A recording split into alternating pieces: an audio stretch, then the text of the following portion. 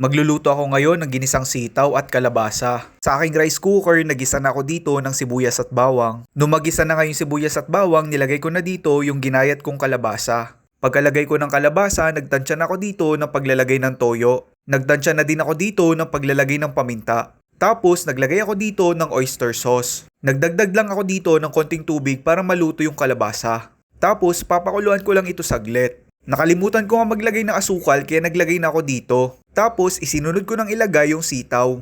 At syempre hahalu-haluin natin ito. Ito nga ang ulam na ito ay napakasimple lang ang lutuin. At itong gulay na ito ang isa sa paborito kong kainin. Lalo na yung kalabasa. Yung kapag kinagat mo yung kalabasa ay napakaligat. At kapag nagluluto ako ng mga ganitong klaseng gulay ay gusto ko yung konti na lang yung sabaw. Nung nakaraan nga ay puros karne tayo ay tayo naman ay maggulay. Yung kalabasa nga pa lang yan ay 20 pesos tapos yung sitaw ay 10 pesos. So ang nagastos ko lang dyan ay 30 pesos. Yung mga ibang pansamya ay syempre dito na yun sa kusina.